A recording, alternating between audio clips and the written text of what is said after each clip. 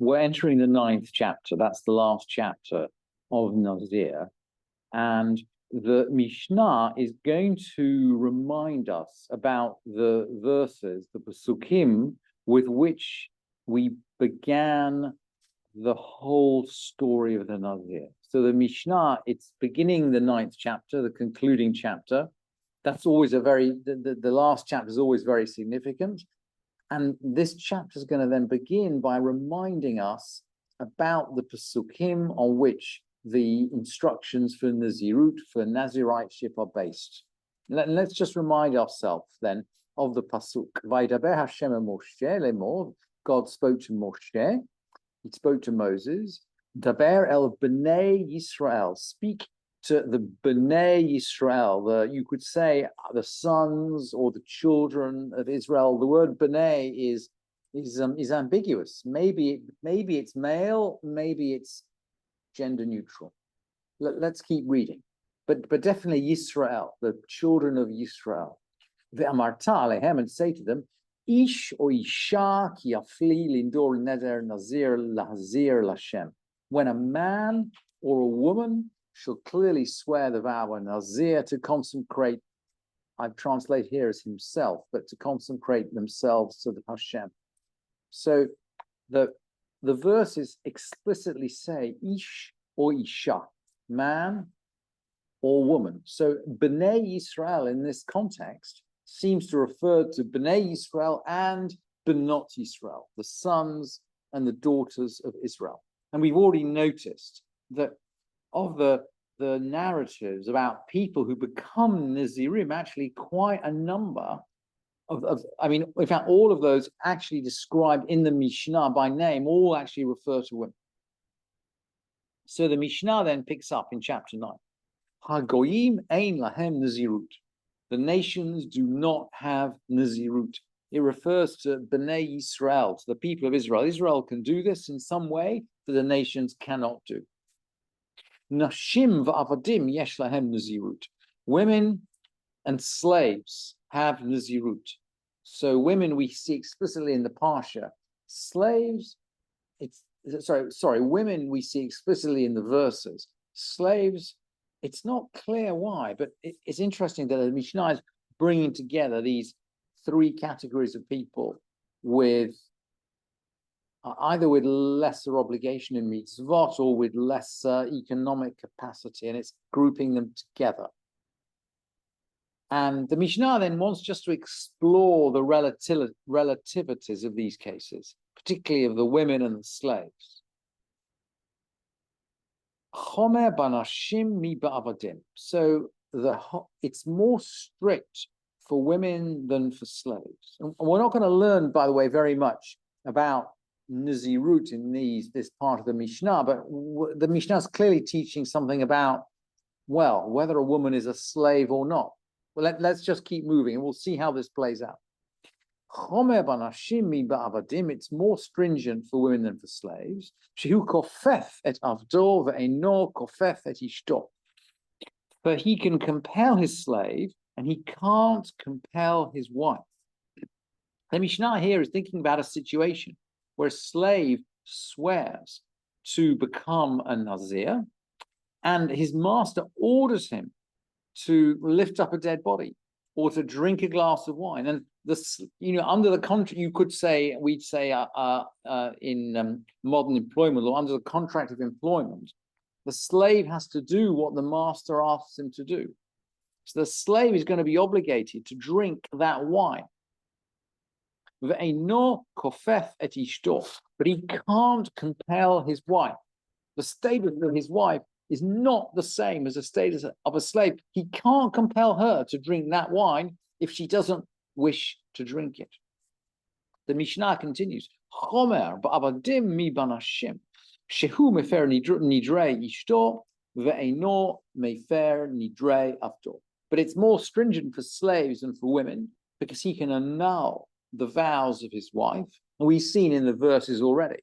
And we've seen already, by the way, that the Mishnah of Nazir is strongly connected with the Mishnah of Nadarim, of vows, that if a husband hears the vow of his wife and objects, he's got the right to object under certain circumstances. And generally the halacha we've learned is that if it affects the marriage. So, for example, in the case of Nazirim, if he finds it appalling to have a woman who's shaved, because they're going to shave at the end of the period of Nazirut, at this point he can object.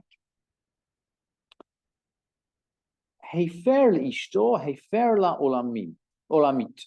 If he annuls his wife's vow, it's annulled forever. In other words, he's essentially reversed the vow of Nazirut. So she's not a Nazirah anymore. Hefer l'avdo, yatzal cherut. What if he annuls his slave? He hefer l'avdo. He compels his slave, let's say, to drink wine. So his slave is broken the vow of Nazirut, and then his slave becomes free. Yatsa l'cherut. I mean, it's interesting. It's a cardinal assumption of the Mishnah that slavery is not necessarily forever. Yatsa l'cherut. He became free. Mashlim et naziruto. He must complete his period of Nazirut. Why is this? Well, he made a vow, right? He made a vow as a slave, but he's still bound by that vow as a free person. And while his master might have compelled him to drink wine or to touch dead bodies when he was a slave, after he becomes free, his master can't compel him anymore. So he now has to serve out his term. At this point, he has to serve out however many days he swore for, or 30 days if he didn't specify. Avar mi keneged panav. And so when he kind of leaves the house of his master, and Rabbi Meir is going to really dispute this halacha. Rabbi Meir omer lo yishte. Sorry, Rabbi Meir is going to go with the halacha, but then Rabbi Meir is usually with the Mishnah. The Mishnah is the Mishnah of Rabbi Meir. Avar mi keneged panav. Rabbi Meir omer lo yishte. Rabbi Yossi omer yishte. Rabbi Yossi says he may drink. Rabbi Meir agrees with the Mishnah that he's going to complete his Nazirut. Rabbi Yossi says, actually, he's done. His master has kind of broken him out of Nazirut. He's no longer a Nazir. The halacha does not go according to Rabbi Yossi, by the way. That oath that he swears while being a slave still applies to him after he stops being a slave. The Mishnah then goes on to talk about someone who shaves. So we're now going to get back, if you like, into the time arc of the Nazirut. We're back at the last moments of the Nazir. He's going to shave. He's going to bring his sacrifices. Nazir shegilach v'noda shehayat tameh. So a Nazir shaved, but he discovers that he was tameh. Something happened to him previously. He wasn't aware of this before he shaved, but maybe someone comes and tells him, oh yeah, by the way, you came into contact with a dead body.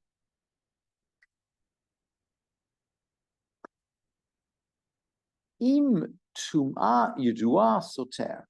If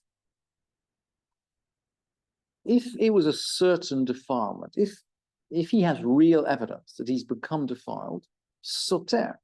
So he shaved. Presumably, at this point, the Shuma Yudua Soter. So if it's certain defilement, he actually loses all of the time that he's spent in a Nazir, and he has to start counting 30 days minimum again. As we've seen, right? Defilement with the dead means you start counting from the beginning. Ve'im tumat hatahom eino soter. But if it's a tumat hatahom, a defilement of the depths, a no soter, it doesn't cancel out his days. What is this tumat hatahom?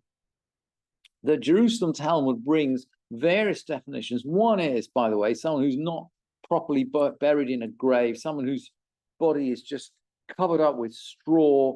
And we kind of we don't know it's there, but we kind of discover it when maybe someone disturbs the straw, we come across it. And the Jerusalem Talmud then brings another explanation. Ezehu kever tahom. What is a grave of the depths? Kol she'ein adam zochro. Any which nobody remembers. In other words, it's some body buried and nobody remembers where it is. Obviously, somebody must then discover it later or remember, otherwise they couldn't bring to the Nazir the news that he'd been defiled by contact with this kever tahom, with this grave of the depths. The Mishnah is going to just bring some examples. Im ad shelo gilach ben kach uben kach soter. So if he hasn't yet finished off his ceremony, finished off the shaving ceremony, either with a certain or with a depth,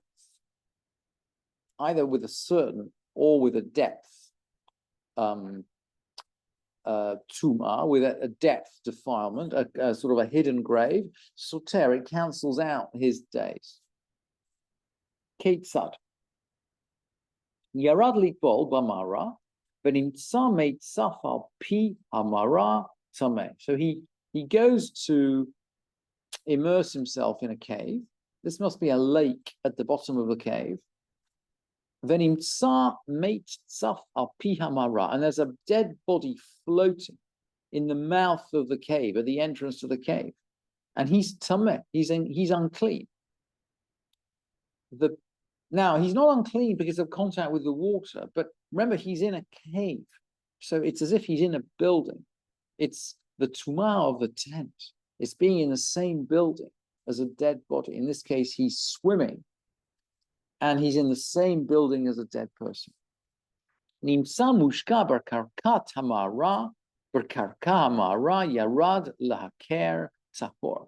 If it's found sunk in the floor of the cavern, so now we seem to be really talking about a grave that nobody knows about. So this guy's buried in the floor of the cavern, and maybe there's water above it, or maybe there isn't. But let's say he's swimming in this cavern.